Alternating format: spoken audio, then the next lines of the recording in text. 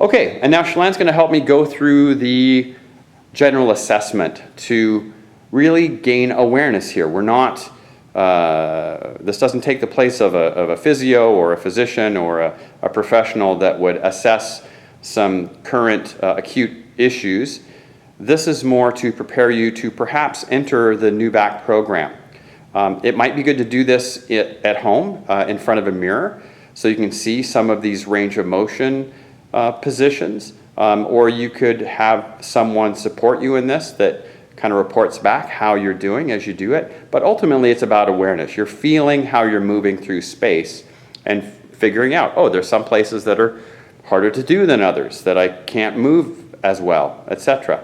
Okay, and then we'll inform our practice moving forward into new back from there.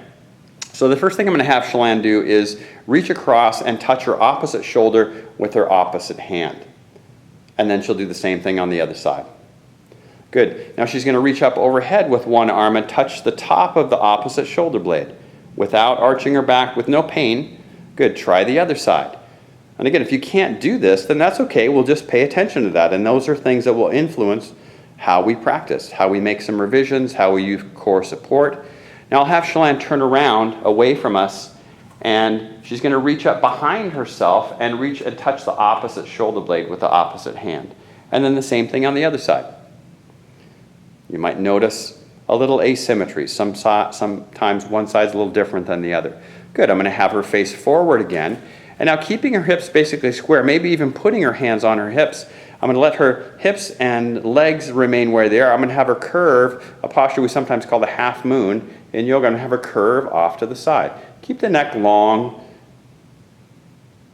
Good. And then come back to center. And then comparing that to the other side. Keeping the pelvis basically neutral, I'm going to curve off to the other side. Excellent. I'm going to come back to center. And now she can turn sideways. And I'm going to have her put her hands on her glutes like she's tucking her hands into her back pockets. And then keeping her neck nice and long and safe, I'm going to have her do a little extension. So she's going to lift the chest and the torso up and back. Not putting pressure in the low back necessarily, but feeling if there is pressure, if this is an uncomfortable move. Good. Back to center.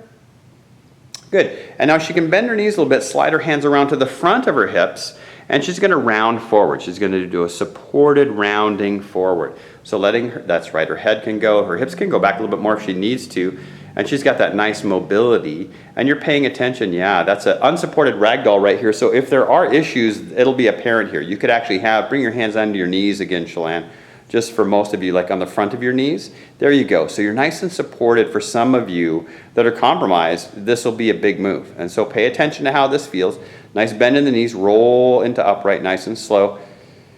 And we'll be training you perhaps how to engage core, how to support this move so we can move you forward in a safe, strong back. She can turn forward again to face me. And now again, keeping her hips neutral, basically square to the front of the room, she's going to turn to the right. So her shoulders and her spine and even her head can turn to the right, like looking over the right shoulder. So a spinal twist to the right. And then I'm going to have her come back to center, and she'll do the same thing to the opposite side. I'm going to have her turn to the left. Turning left, feeling how that feels. Good. Back to center. Awesome. You're doing great. Thanks, Shalann. And I'm going to have her bring the chair in now. And maybe move it a little more to the middle of the mat, right about there. Good. And I'm placing her hands on the chair. I'm going to have her back up a little bit. Keeping the knees over the ankles, I'm going to have her drop her buttocks back and drop into a squat. Letting the hips drop back, supporting herself on the chair. Keep releasing into that squat, feeling the quality of the squat. Even the two legs. Does one leg turn a little bit? Does the back arch?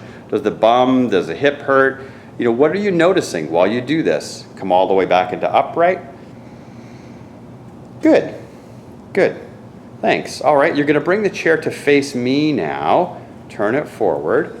And back it up a little bit onto the mat if you would, so you can have it, so I can get all that shot. Good. And now I'm going to have you come onto the chair. Actually, you're going to sit on the chair. And keeping your feet fairly square, feel that as best you can, you're going to attempt to cross the right ankle on top of the left knee. Crossing the right ankle. There you go. Good. and then switch to the other side. So again, we're paying attention to feel. If there's anything going on there, does the leg even make it up there? Are the abductors so tight that they don't allow that? That's okay, that's something we're gonna learn. Good, uncross that leg. Good, and now scoot your left leg a little more to the center and then cross your right leg over your left, like you're sliding your knees. There you go. Good, and uncross and try the other side. Excellent, and uncross. Good, you're doing great, Shalane, thank you so much. And then finally, she's gonna come off the chair. I'm gonna have her come into a knee down plank position. I'm gonna test the core. So she can move the chair out of the way. She'll come into plank from table. Good, and she can walk her, there you go. And lower the hips until you're just nice and neutral here. There you go, and now you're gonna hold, oh, she's even got a little arm bend. Your arms could be straighter than that. Maybe straighten them a little bit, Shalane. She's super strong, which is awesome. And she's gonna hold that, she's already holding. For 5, 4, 3, 2, 1. Good. Thanks, Shalane. Just pause there. Maybe just have a seat and peek my way so we can smile at you here in the end.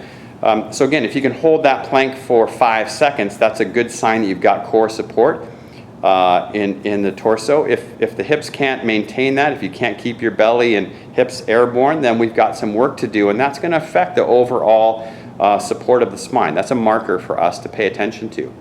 Okay, so again, this is an awareness practice. We're going to use all of these pieces as tools to inform our developing new back practice. Again, this does not replace a doctor or a physio, an allopathic practitioner that would assess current injuries or illness, but I think it's a good starting place. So thanks, and enjoy the rest of the program.